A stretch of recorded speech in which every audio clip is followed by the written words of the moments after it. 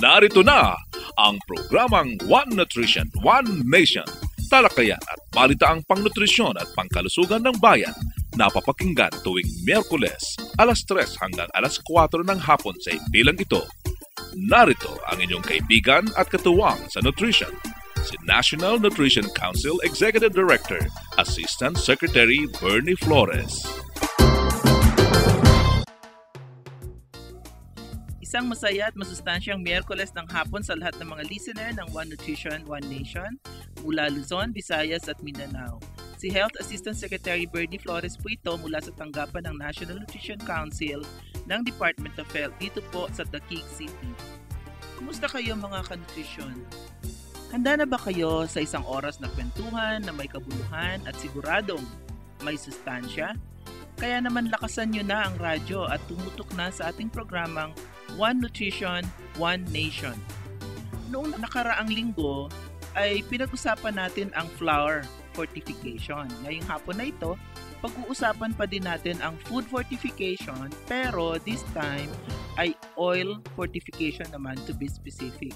Ito po yung pagdadagdag ng vitamin A sa ating mga edible oils. Interesting topic ano po? Kaya abangan ninyo yan mga kanutrisyon. Siyempre, makikumusta din tayo sa ating radio station dito naman sa malayong probinsya ng Cagayan Province sa bayan ng Claveria at ang Radyo Kalugaran ang ating kukumustahin. Ganun din sa ating National Nutrition Council Regional Office sa Cordillera Administrative Region o CAR. At hindi pa din siyempre mawawala yung balitaan tungkol sa mga accomplishment ng nutrition community, hatid naman ng ating One Nutrition reporter na si Miss Liza Rosaldo. Kaya naman, wala pong bibitiw mga kanutrisyon at umpisahan na natin ang ating talakayan pagkatapos ng ilang paalala. Magbabalik po ang One Nutrition, One Nation. One Nutrition, One Nation. Alam niyo ba na sa edad na 6 na buwan ng sanggol, maaari nang bigyan ng maberde, madahon at madilaw na gulay? Siguraduhin lamang na mga ito ay naligis, hiniwa ng maliliit, minasa o sinala bago isama sa karagdagang pagkain ng sanggol. Bukod sa karagdagang sustansya, tutulong din ito upang ang bata ay magkaroon ng panlasa para sa gulay at umayos ang kanilang pagbibig. Patuloy na gawin ito hanggang ang bata ay lumaki na. Wastong Nutrisyon. Alamin, gawin at palaganapin.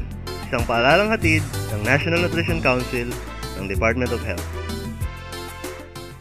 One Nutrition, One Nation. Nagbabalik po ang One Nutrition, One Nation at sisimulan natin ang ating programa ngayong hapon sa pakikibalita sa ating Nutriskwela radio station dyan sa malayong bayan ng Claveria, sa lalawigan ng Cagayan, ang atin pong Radyo Kalugaran 97.7 MHz FM. At makakausap natin sa kabilang linya ng telepono ang walang iba kundi ang ating station manager na si Mr. Inocencio Tablada. Masustansyang hapon po sa inyo, Mr. Tablada. Magandang hapon din, ma'am. Opo. Kumusta naman po sa lahat ng ating kababayan dyan sa Claveria, Cagayan? Mabuti-buti po naman, ma'am. Hindi na po tayo binabagyo? Ay, so far? Wala pa naman bagyo ngayon, ma'am. Opo, pero meron na naman daw ng low pressure area, ano po? Parang every week yata nagpapasyal sa atin ang mga bagyo dyan. Kumusta naman po ang ating mayor? Si Mayor Cecilia Layus? Mabuti. Mabuti po. He is fine. Ay, very good. Kumusta po si Mr. Elizer Simon, yung ating pong chairperson ng Community Radio Council? He is also very fine, ma'am. Uy, maganda naman pong mabalita sa ating mga kaibigan sa lahat ng Nutriskwela na yung ating mga key players dyan sa Nutriskwela Radio Kalugaran ay puro very fine. Yes, ma'am. Kumusta po ang operations ng Radyo Kalugaran mula nung una namin kayo na-interview, Mr. Tablada? Ay, mabuti-buti na po, madam. Ang operasyon ng Radio Kalugaran mula nung unang interview. Opo. Ano pong ibig sabing mas mabuti ngayon? Nadagdagan po ba yung inyong reach? Operation. Opo, yung layo ng inyong nararating? Nadagdagan yes, po ma'am. ba? Yes, ma'am. Saan na po nakakarating ang ating Radyo Kalugaran? nakakarating na doon sa banda ng Puga Island, doon sa parte ng Puga. Aparian, ma'am. Puga Island ng Aparian. Yes, ma'am. Opo. At saka dito sa Ballesteros, at saka doon sa Pagudpud, at saka parte ng Apayaw, ma'am. Pagudpud, Ilocos Norte na po yun, di ba? Yes, ma'am. Apayaw ng car. Meron po bang ano yun? Ano po yung dati na ngayon ay nararating ninyo, dati wala? Ay dito Hindi sa pa. Juan lang tayo noon, ma'am. Pamplona, gano'n. As far as Pamplona, Oo. that is after Sanchez Mira, papuntang Tuigara yun. At saka dito sa Santa Praxedes noon, di tayo makakarating yan kasi kahit malapit tayo. That is the what you call last town of Kuwait going to north. Oo. Dahil Nalampasan yung signal ang Santa Praxedes kasi baka nga kasi yung place na yan medyo mountainous siya. oo, medyo may konti pang zigzag ano po, Yes, ma'am. yung daan ano. Oo. Pero Anyway, nung in-adjust namin yung yung pena, nakakarating na po sa Santa Praxedes, ma'am. okay. So nadagdagan na pala. Oo, ma'am. Opo. Meron ba kayong mga bagong pakulo? Marami, ma'am. Ay, marami.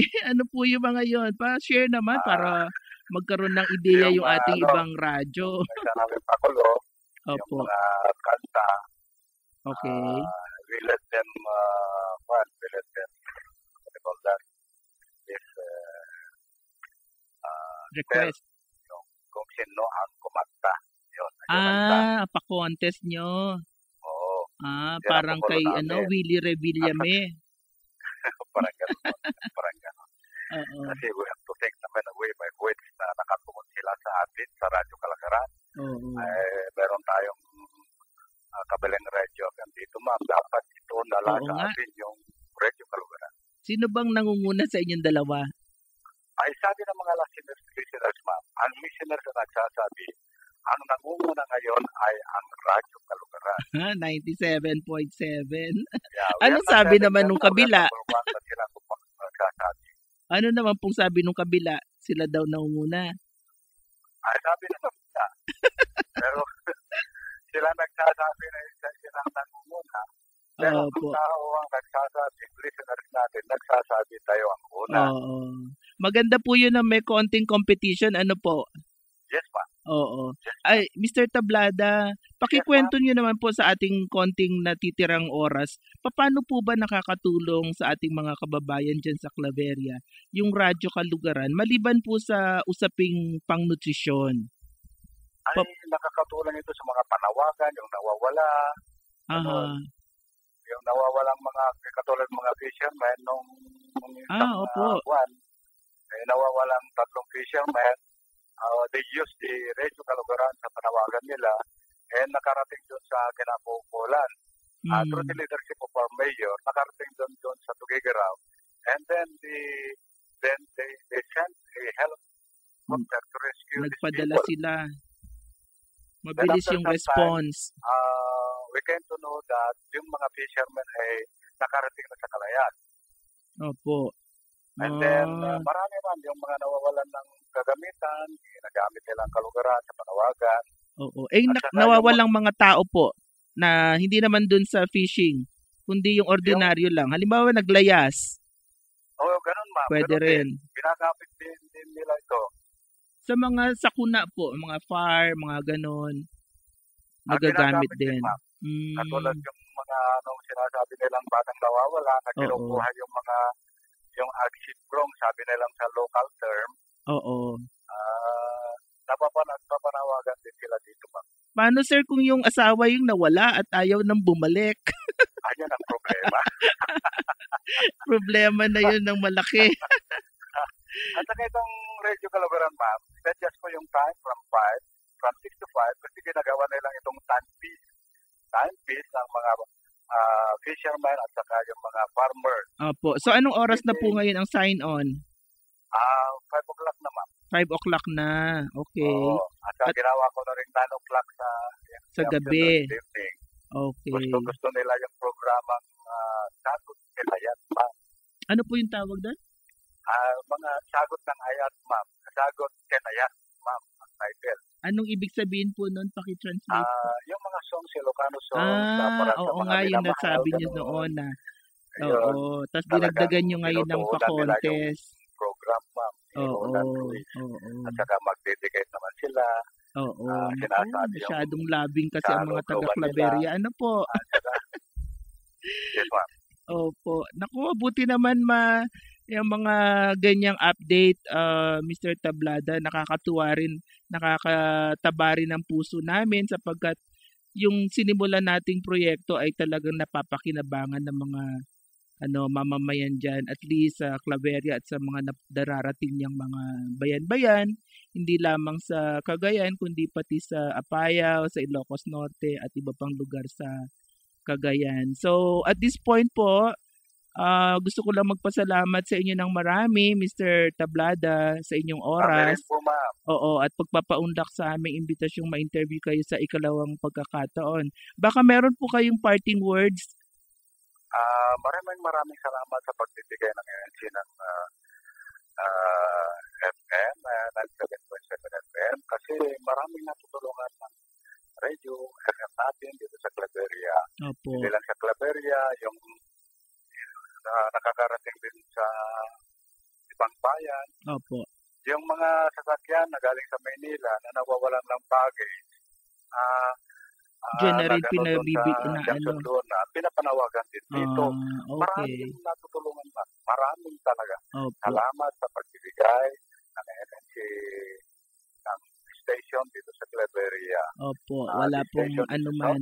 Masayang-masaya kami na nakakatulong kami. Opo. So, salamat pong muli sa ating station manager, Mr. Inocencio Tablada.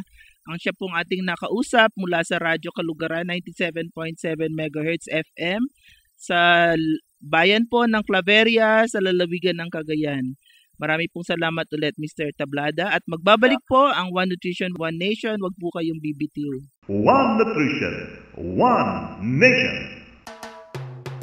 Alam niyo ba na ang sekreto sa malusog na pangangatawan ay kapag sagana ng prutas, gulay at lumang ugat ang hapagkainan.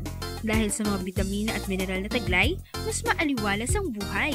Wastong Nutrisyon. Alamin, gawin at palaganapin. Isang paalalang hatid ng National Nutrition Council ng Department of Health. One Nutrition, One Nation. Nagbabalik po ang One Nutrition, One Nation. At kasama niyo pa rin ang inyong lingkod, Health Assistant Secretary Bernie Flores, para sa masustansyang talakayan. At ipagpatuloy natin ang ating kwentuhan ngayong hapon. Last week kasi, napag-usapan natin ang flour fortification.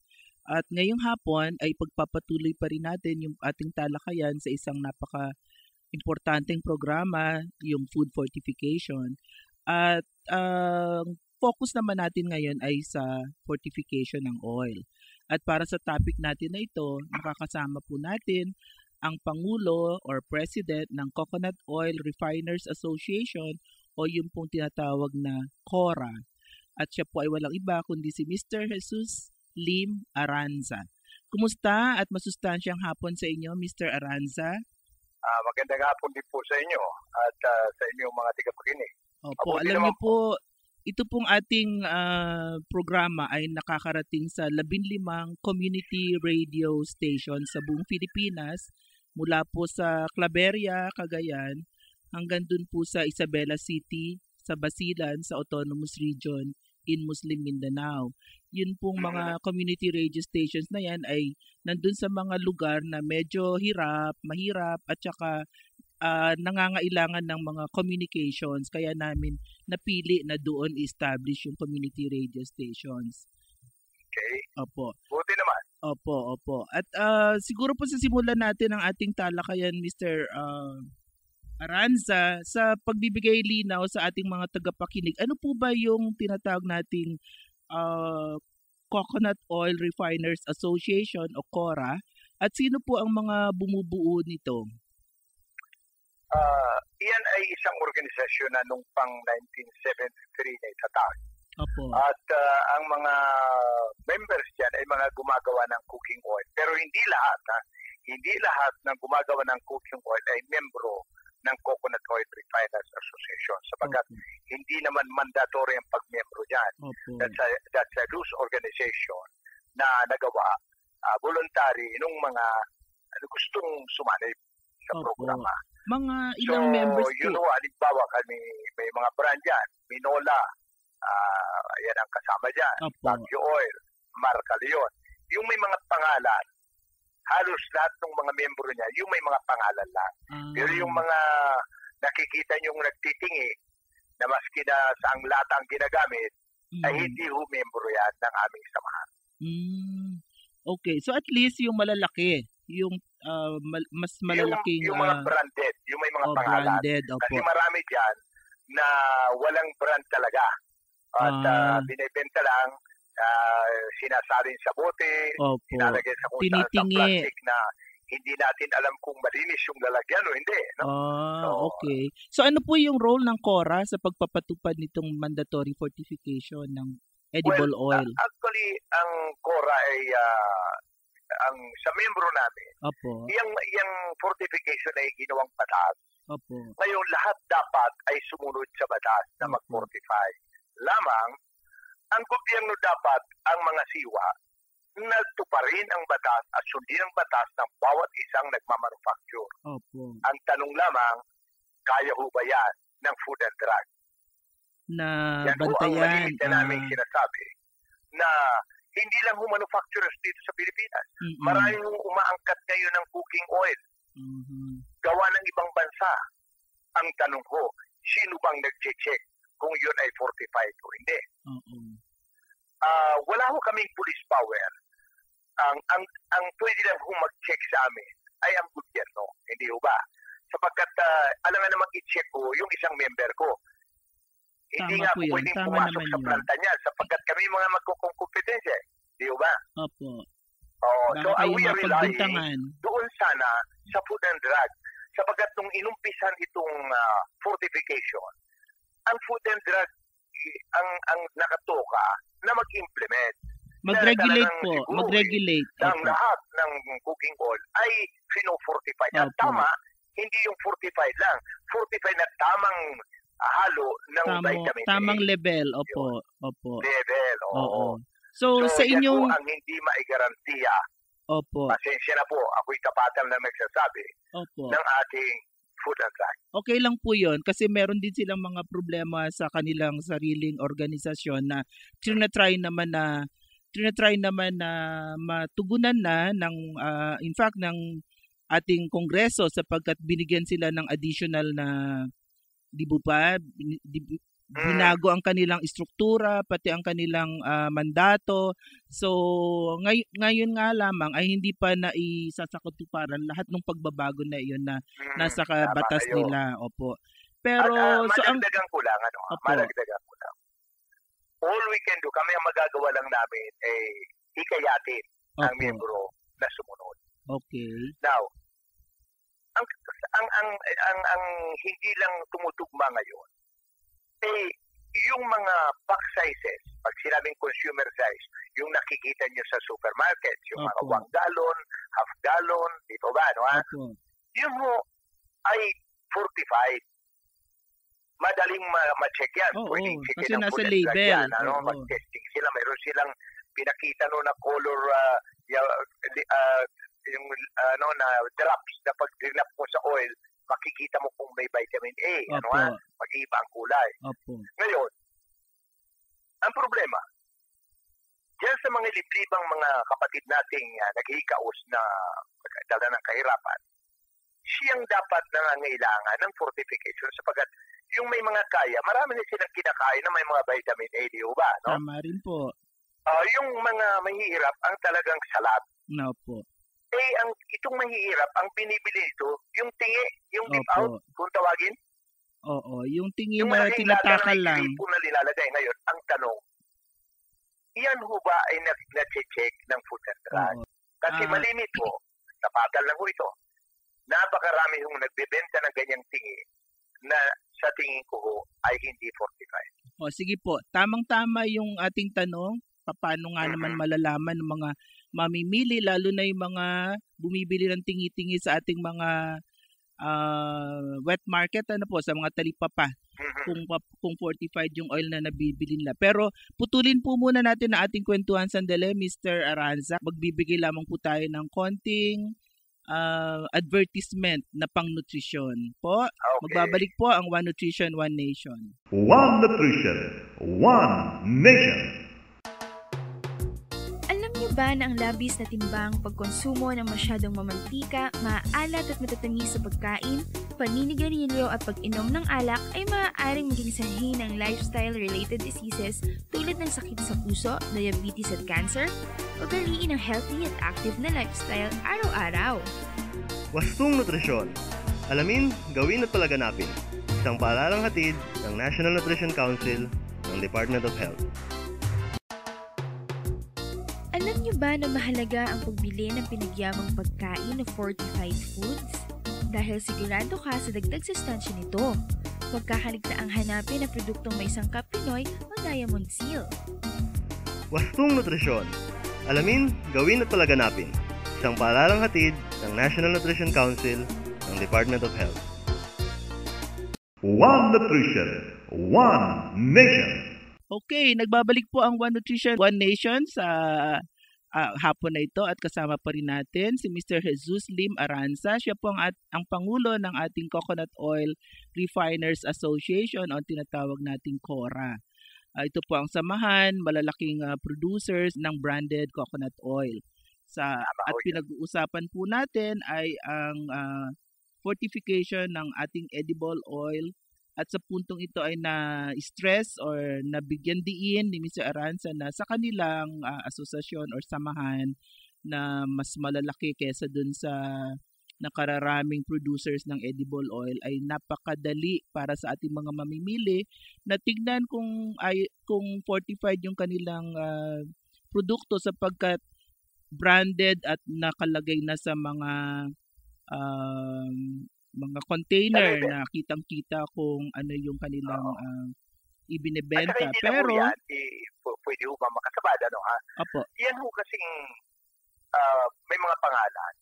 We have a name to protect Correct. Ibig sabihin, Tama pag po. nakuha yung lata namin at hindi nakasara at tinesting nyo at wala, napakalaking kasira ng pangalan yun namin. nga po ang gusto ko, yun po sana ang sasabihin ko na sapagkat kayo ay may pangalan na pinoprotektahan nyo ang inyong reputasyon at hindi kayo pupunta dun sa isang paraan na makakasira ng inyong pangalan. Tama ho yun. Pero Mr. Aranza, kung minsan nakikita ko yung mga sa palengke, lalo na sa mga wet market, yung inyong mismong mga ginagamit nila, sinasalina ng mga tawag Totoo dito yun. na pantingi-tingi, di ba? So akala nga ng mga mahihirap, ay nako, akala nila ay bumibili sila ng halimbawa branded na cooking oil. Yung pala ay kung saan lang at baka hindi nga fortified. Yan nga ang mahirap sapagkat yan yung mga illegal repacker kung tawagin natin. Opo. Illegal refiller. Yan ho dapat mapanagot ng ating mga sangay ng gobyerno na panagutan nila sapagkat bawal na bawal ho yan talaga. At ang isa mabanggit ko lang, Opo. napakahalaga ho sa amin na mga tumutupad at sumusunod sa batas. Kung ipahiral natin yan, dapat lahat ay sumunod. Okay. Sapagkat kung kami lamang ang susunod, alalahanin po nyo na yung dagdag na vitamin A ay karagdagan hong gusto sa aming paggawa. Di ba? Tama po yan. Opo. Kung kami ho'y may karagdagan at ang kalaban namin ay wala, mas mababa ang presyo mo nila. namang isipin talagang hindi kami uubra sa presyuhan sa kanila. Opo. Kaya napakahalaga sa amin, matagal ko pong sinasabi talaga sa Food and Drug na kailangan nating lahat. Pagdating sa custom ng imported, dapat checkin lahat yan. Oo nga po. Ayaan nyo po, kami naman ay nakikipag-ugnayan din sa Food and Drug. Opo, administration at hayaan nyo po at ipaparating namin. In fact, nakasalang nga po yung review ng ating mandatory food fortification ngayong taon. Sana ay matapos. Pagka po na-imbitahin po niya ako nyo at marami akong ma-share. Ano po? Opo. And Hayaan then, nyo. whether positively or negatively, so that malaman natin kung saan tayo nagkukulang. Opo. At Tama magawa po. Hayaan nyo at ibibigay namin ang inyong pangalan at saka detalye dun Salamat sa po. atin pong Nutrition Policy and Planning Division. Maiba po ako ng ng Oo. usapan kasi marami pong grupo or marami rin naman sa ating mga population na medyo mabibigat na ang timbang o medyo mataas na Okay. ang mga taba sa kanilang mga dugo. Paano po ba at ang kuminsan po ay napagbibintangan ay yung taba sa pagkain. Ano po? So, Oo. paano niyo po nahihikayat ang mga mamimili natin na huwag matakot gumamit ng cooking oil o mantika yes. sa mga pagkain Magandang natin? tanong yan. Alam niyo ho, yung coconut oil natin ay binadaan na ho natin nung mga, I think 20 years ago. Ako na ho ang chairman ho ng United Coconut Associations of the Philippines. Dinala ho natin yan sapagkat sinisiraan tayo sa Estados Unidos ng mga tiga-soya. Soybean soya oil, oil, Ngayon, dinala opo. natin yan doon. Hinire natin ang 2 dalubhasang doktor ng Jucones Hospital ng Harvard University. Dr. Babayan at saka si Dr. Blackburn. At sinuri ang ating coconut oil. Opo. Dito rin, mayroon ding isang grupo nila Dr. Dairit Opo, Conrado Dairit. Ano po? using the same protocol. Yung tatay nitong naging Secretary Opo, Dairit, opo. yung tatay niya si Conrado Dairit. Opo. Para using the same protocol, para yung pagsusuri, ay ginawa rin dito sa Pilipinas. At ang resulta ho ay ipresenta natin sa Kongreso ng Estados Unidos. Sapagkat gusto nilang maglagay ng labeling na masama ang langis na galing sa coconut at galing sa palm oil, tropical oil kung tawagin nila. Opo. Napatunayan po na at saka yan ang ginagawa namin maski sa TV, sa radio, Opo.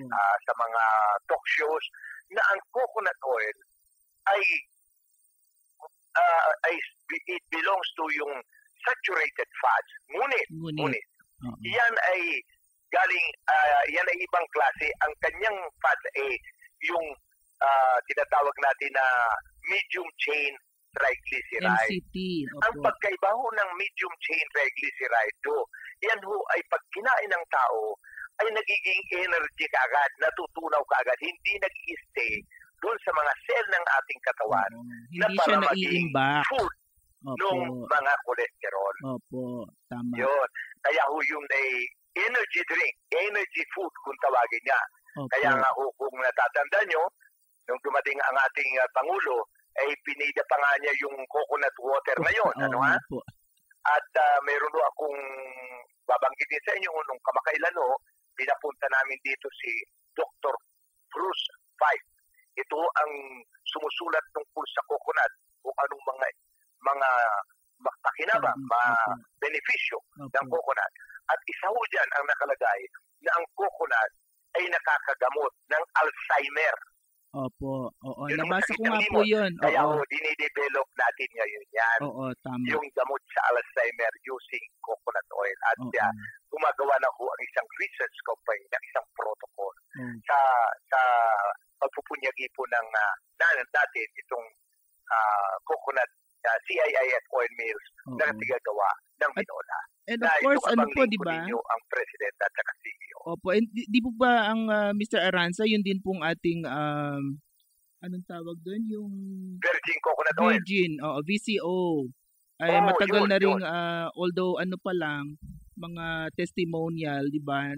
Marami na rin silang nararamdaman ng mga pagbabago sa kanilang katawan. Marami na ho. Beneficial, Although ang sinasabi nga parang anecdotal, Opo. Pero may gumagawa na ho ngayon, nagpagawa na ang PCA, Philippine Coconut Authority, ng research din yan. Kami naman din sa Alzheimer ginagawa rin upang sa ganun, pag naglabas ho tayo, hindi natin sasabihin na no approved therapeutic claim. Ang sasabihin natin, this is a food, medicine, food. Food supplement. Anyway, marami pang punto tayong pwedeng pag-usapan basta coconut ang pinag-usapan. Ano po? Siguro po, Mr. Aranza, dahil kulang ang ating oras ngayong hapon, ilalagay namin sa schedule natin yun namang benefits of coconut oil at saka coconut sa ating programa sa mga susunod na Ay, episode. Ano napakaganda po, ho yan. para makatulong din kami sa inyong pagpapalaganap ng impormasyon. Maraming salamat sa Hindi inyo. lamang tungkol sa fortification, kundi pati doon sa mga iba pang gamit ng ating napaka-importanteng resource ng Pilipinas, ang atin pong coconut. So, maraming salamat po, Mr. Aranza, sa inyong oras para mag-share sa ating mga tagapakinig. Pwede po ba kayong, mayroon po ba kayong mga parting words para sa ating isa lang po ang tagapakinig? masasabi ko. No? Ang coconut po ay parang ang tinatawag na natin, it's a tree of life. Opo. Mula sa kaduluduluhan hanggang sa pinakailalim ay nagagamit. Opo.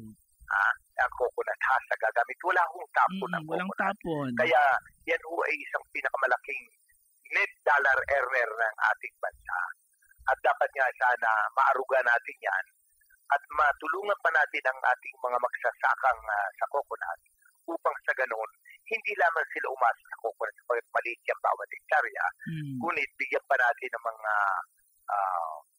livelihood program ng ating mga magsasaka.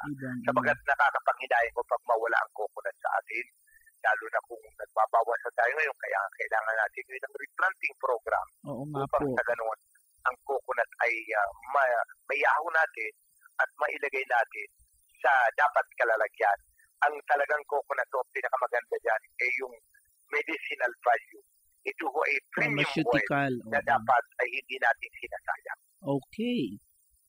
And with that, gusto kong pansamantalang isara muna ang ating interview. Napaka-interesanteng kausap si Mr. Jesus Lim Aranza dahil napakadami siya ng alam at experience at gusto nating ma-plumb yung kanyang kaalaman basta tungkol sa coconut. So maraming salamat po muli, Mr. Jesus Lim Aranza. Salamat din po sa inyong lahat at isa hong malusog na araw sa lahat. Ay, thank you very much po. Siya po ang ating napakinggan, si Mr. Jesus Lim Aranza, ang presidente po ng Coconut Oil Refiners Association o CORA. Sa atin pong pagbabalik, makipagbalitaan naman tayo sa ating resident reporter para sa mga accomplishments sa nutrition community nitong nagdaang linggo. Huwag po kayong bibitiw at magbabalik po ang One Nutrition, One Nation. One Nutrition, One Nation. Alam nyo ba na hindi kailangang matakot mag-oil the way? Ang mga pagkaing niluto sa mantika ay may dulot na dagdag kalorya at sustansya. Wastong nutrisyon. Alamin, gawin at palaganapin. Isang paalalang hatid ng National Nutrition Council ng Department of Health. One Nutrition, One Nation. Azek Bernie pong muli dito sa One Nutrition, One Nation. Sa puntong ito, pakinggan naman natin muli ang ating One Nutrition reporter na si Ms. Liza Rosaldo. Siya po ang Nutrition Officer 3 ng Nutrition Information and Education Division ng National Nutrition Council para ibahagi yung accomplishments ng nutrition community nitong nagdaang linggo. Isang masustansyang hapon, Ms. Liza. Masustansyang hapon din po, Asik Bernie, at sa ating mga Kawan Nutrition. Ma'am Bernie, alam niyo ba na tuwang-tuwa ang mga buntis sa Baguio City at sa karatig na lugar sa ginanap na Buntis Congress nitong 22 October sa Baguio City? Bakit? Anong meron? Mahigit po na 230 na buntis na kahit malalaki na po ang tiyan nila ay sumali pa rin. Natuto sila ng wastong pag-aalaga at nutrisyon ng buntis at ng kanilang baby, ang responsible parenting at ang paghahanda para sa panganganak. Nag-promise po ang mga buntis na sila ay magpapasuso ng kanilang baby. Kapartner po natin dito ang ABS-CBN DZMM sa project na ito. Lisa, ilang taon na ba natin kapartner ang DZMM sa project na Buntis Congress? 4 na taon na po. So nakailang Buntis Congress na tayo nung lagay na yon? 4 na po na ang Buntis Congress nung umpisa parang ika-siyam na nila. Pero yung partnership natin po sa kanila ay ika-4 na taon po natin ngayon. Okay. So, okay naman ang wag lang sana nating bigyan ng maling pag-aakala yung mga tao na prino-promote pa natin yung pagbubuntis. Opo, ma'am. Oo, siguro kailangan i-emphasize natin na kaya tayo nagkakaroon ng Buntis Congress ay para maipaalam sa mga nanay na buntis na ano yung dapat nilang gawin para mapangalagaan yung kanilang pagbubuntis at yung sa kanilang panganganak. Opo, ma'am. Mhm. Importante din yung nagpe-prenatal sila Oo, visit. tama. O, sige. Along breastfeeding pa rin po, Asik Bernie, patuloy pa rin po ang pagsasanay tungkol sa infant and young child feeding at pabasa sa nutrisyon na ginagawa para sa mga barangay nutrition scholars, barangay health workers, rural health midwives at mga mother leaders sa iba't ibang bahagi ng bansa. Katatapos lamang po ng pagsasanay sa Region 4, sa General Luna, Real, Infanta at Tagkawayan sa Quezon.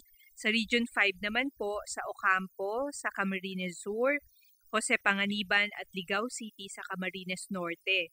Sa Region 7 naman po sa Catigbian, sa Bohol at Bindoy sa Negros Oriental. Sa Region 9 naman po sa Zamboanga City sa Zamboanga del Sur at sa Region 11 sa Coronadal City at Lake Cebu sa South Cotabato. Region 12 yata yun, Lisa. Region 12 Oo, po. yung Coronadal City at saka yung Lake Cebu sa South Cotabato. Opo. Oo. So, ibig sabihin, sa lahat halos ng region ay ongoing yung ating mga training Opo, ma'am. sa pabasa at saka sa infant and young child feeding. Opo. At mabanggit ko rin na dun nga sa isa nating interview last week, pati mga tatay ay train, hindi lamang mga mothers. Oo. Hindi lang mga mother leaders, pati mga lalaki ay train na rin sa infant and young child feeding. Opo, maigi po yan, ma'am, kasi para kahit lalaki ay nakakatulong din sila sa kanilang mga misis na intindihan nila yung sitwasyon. Oo, tama. Oo.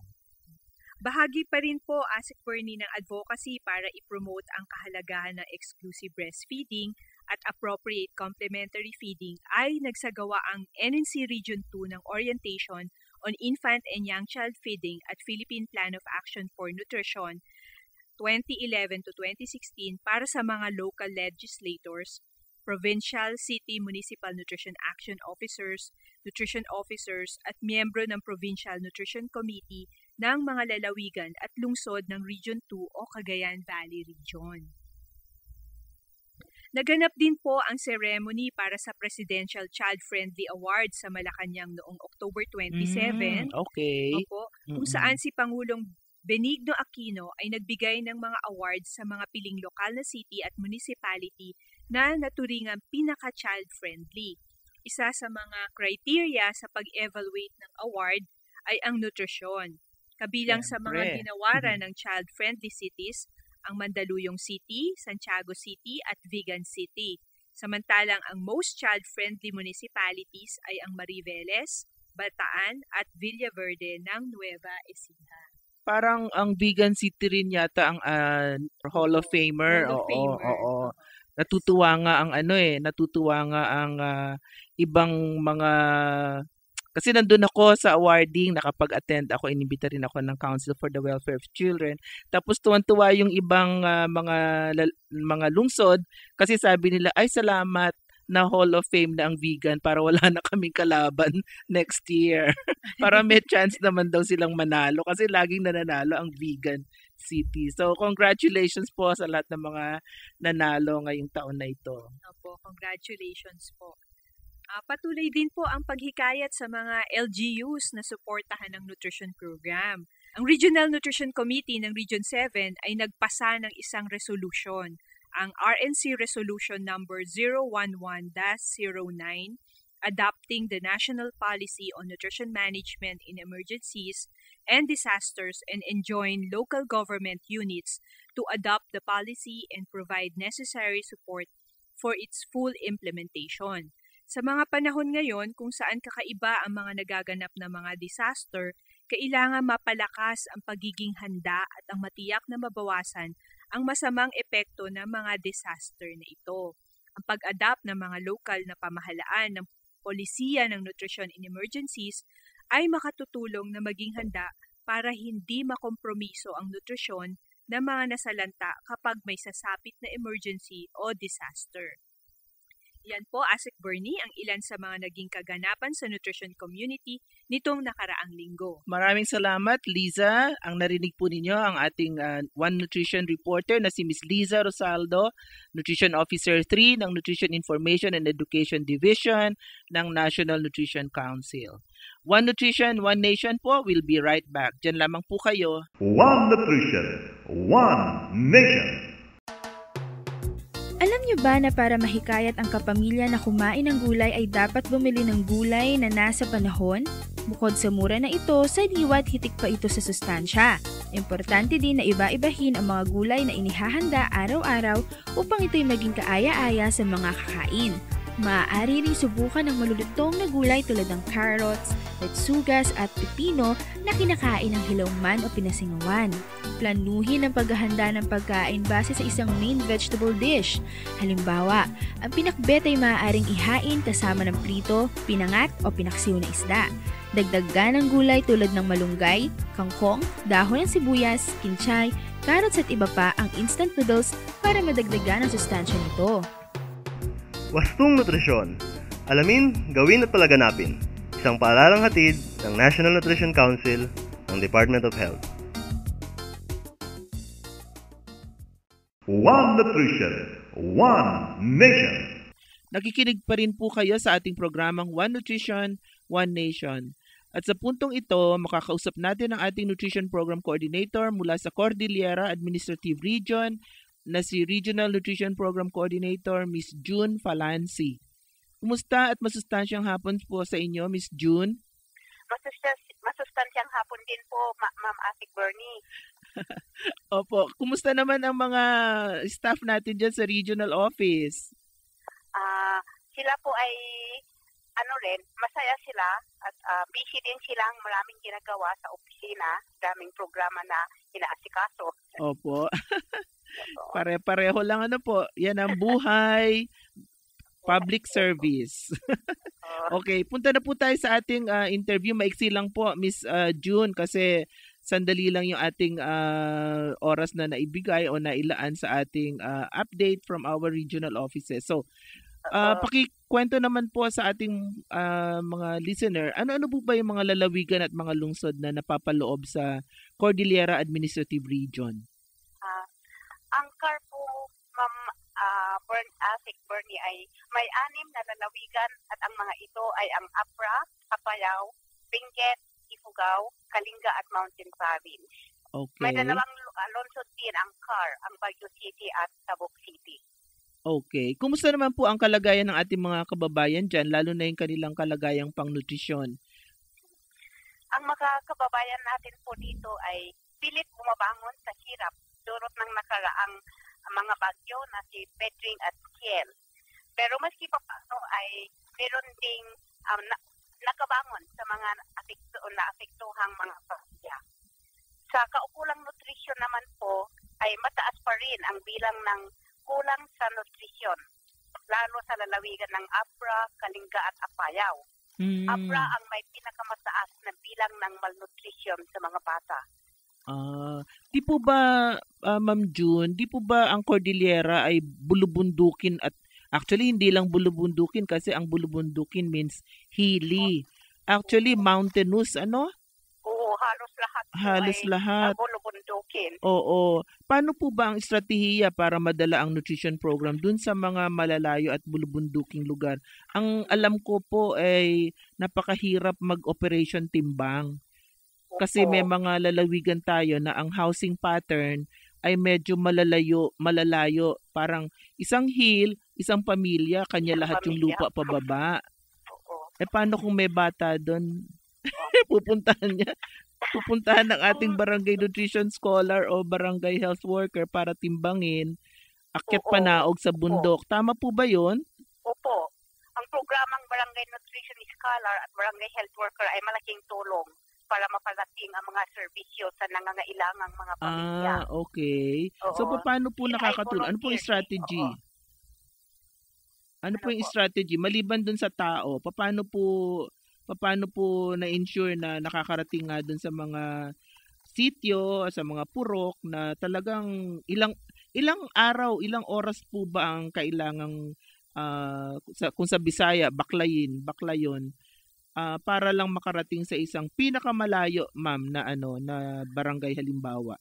Ay, Bigyan niyo naku. kami ng idea.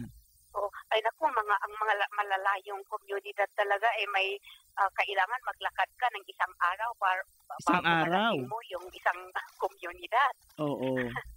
So, paano po 'yon? Paano makakarating sa kanila yung programa o Ano pa rin, ang mga volunteers, mga barangay nutrition scholars din ang talagang pumupunta sa kanila. Pero yung mga barangay nutrition scholar halimbawa, taga doon na sa mga barangay na yon. Pero kung kailangan nabigyan silang din naman ng sapat training, paminsan-minsan, pinapatawag doon sa poblasyon at binibigyan sila ng sapat na kaalaman at sapat na training para sila ay marating nila ang mga tao ng kinakailangan nilang serbisyo.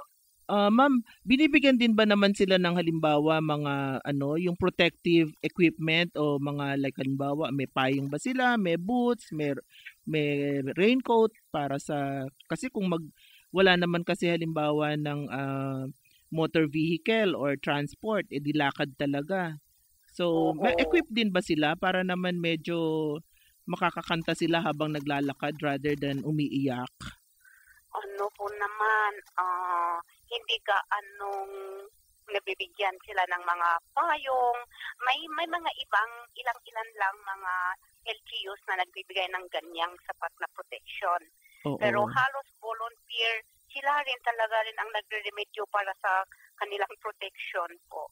Paano po yung halimbawa yung mga municipal agriculture officer, paano sila ba'y nakakarating sa mga barangay para bigay ng mga kaalaman sa mga farmers natin, halimbawa sa mga malalayong barangay ng Ifugao o kaya Kalinga? Rin po sila pero hindi regular. Hindi regular. Mga agriculture, mayroon din agriculture technician na sila rin sakop nila ilang barangays din. Hindi lang naman isang barangay ang coverage nila. So sa isang buwan sa mga malalayong lugar talaga, paminsan-minsan kung may isa at dalawang visits sa isang buwan. Ma'am, yung yung Pantawid Pamilyang Pilipino program, yun ba ay nakakarating dito sa 6 na lalawigan ng CAR? Opo, may mga ang 4Ps na tinatawag natin ay nakarating na sa mga lugar natin. Opo. So paano naman sila nakakakuha ng kanilang cash assistance kung malalayo yung kanilang mga bahay at mga barangay? Oo nga, medyo nahirapan sila ng una kasi noon through the bank, ang lalayo talaga. Kulang pa sa pamasahe. So anong ginawa nila para? May yung ginawa ng DSWD ngayon na pwede sila na mismo, kung bangko o cooperative, sila mismo ang pumupunta sa bahay, nagbibigay ng... okay. Ito yung Bank on Wheels na tinatawag. Oo. So sila na yung nagde-deliver dun sa mga community na marami yung beneficiaries ng 4Ps. Ano naman po, mapunta naman tayo na simula na rin lamang sa local government. Ano naman po yung mga programang ng pamahalaang lokal, pang nutrisyon at paano naman natutulungan yung mga kababayan natin, lalo na dun sa mga malalayo? Ano po yung mga local nutrition programs?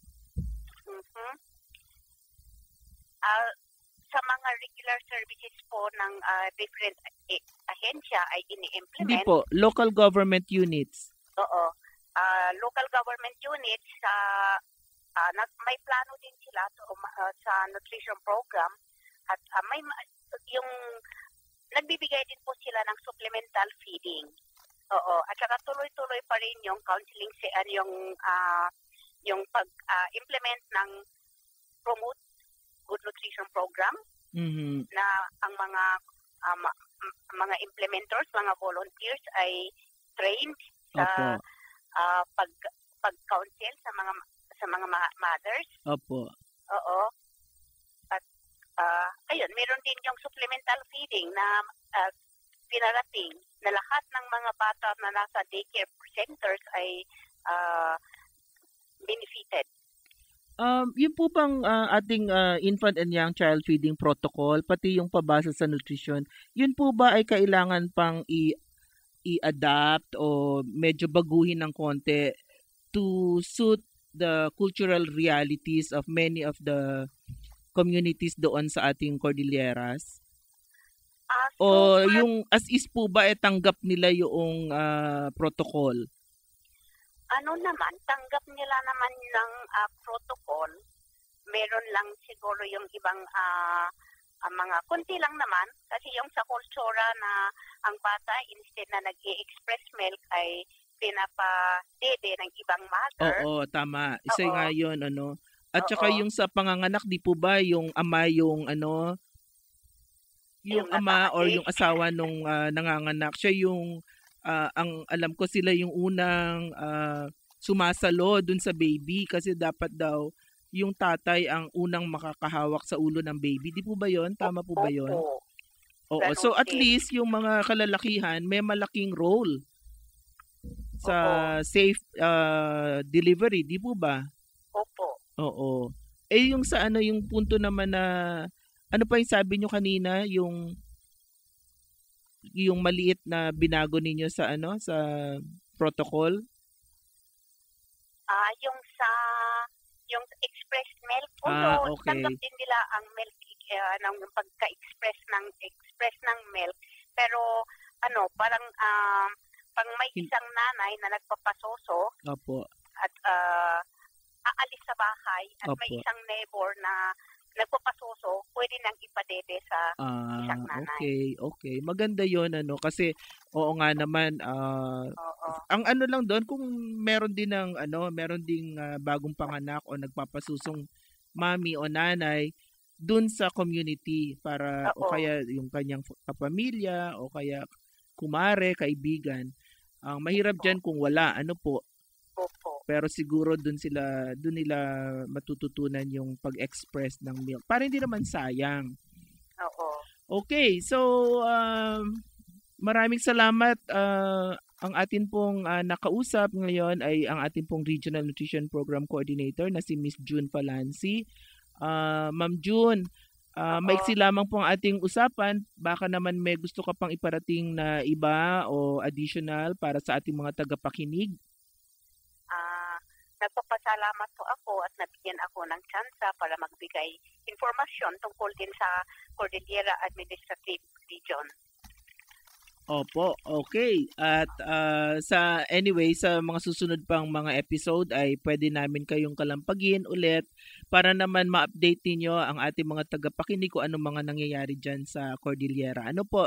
Opo, sige po. Muli, maraming salamat po sa inyong oras. At hayaan nyo sa susunod na pagkakataon ay kakalampagin namin kayo ulit. Okay, magbabalik po ang One Nutrition, One Nation. One Nutrition, One Nation. Alam nyo ba na para mahikayat ang kapamilya na kumain ng gulay ay pwedeng gumamit ng niligis o puree at lutong gulay tulad ng patatas, kamote at kalabasa at ihalo ito sa paggawa ng mga sabaw at sopas? Maghanda ng gulay sa iba't ibang paraan at iwasan na lagi itong nilaga o ginisa. Ang ibang gulay ay maaaring kainin ng hilaw, pinasingawan, inihaw at hinurno o baked. Ang mga gulay katulad ng carrots, pipino, kamatis, letsugas, green pepper at iba pa ay lalong sumasarap kung may sausawan o dip o low-fat dressing or French dressing na pinagsama-samang suka, asin, asukal at paminta. Maaari din gawing dekorasyon ng gulay sa paghahanda ng pagkain katulad ng hiniwang kamote, singkamas, carrots, beans at iba pa. Wastong Nutrisyon. Alamin, gawin at palaganapin. Isang paaralang hatid ng National Nutrition Council ng Department of Health. One Nutrition, One Nation. Maraming salamat po sa lahat ng ating nakasama ngayong hapon na ito. Particularly kay Mr. Jesus Lim Aranza, ang Pangulo po or Presidente ng Coconut Oil Refiners Association o CORA. Salamat din po kay Mr. Inocencio Tablada, ang Station Manager ng Radyo Kalugaran, 97.7 MHz FM, dyan po sa bayan ng Claveria, Cagayan. Salamat din po kay Regional Nutrition Program Coordinator, Miss June Falanci, mula po sa NNC Office sa Cordillera Administrative Region o CAR. Siyempre, maraming salamat sa inyong lahat sa pagtambay kasama ang paborito ninyong programa tuwing Miyerkules ng hapon, ang One Nutrition, One Nation. Huwag niyong kakalimutan na bumisita sa ating website na www.philcommunityradio.com para mapakinggan ninyo ang ating previous episodes at pati na rin ang episode na ito. Samahan niyo kami ulit next week para sa masustansya at makabuluhang talakayan tungkol sa nutrisyon. Kaya ipagpatuloy lamang po ang pakikinig dito sa ating One Nutrition, One Nation dahil gagawin naming masustansya ang lahat ng inyong Miyerkules. Masustansyang talakayan at balitaan ang ihatid namin sa inyo sa One Nutrition, One Nation. Ito po ang inyong lingkod sa Nutrition, Health Assistant Secretary Bernie Flores ng National Nutrition Council. Maraming salamat at masustansyang hapon sa ating lahat. Inyong napakinggan ang programang One Nutrition, One Nation. Talakayan at balitaang pangnutrisyon at pangkalusugan ng bayan. Makinig muli sa Miyerkules, alas 3 hanggang alas 4 ng hapon. Programang One Nutrition, One Nation.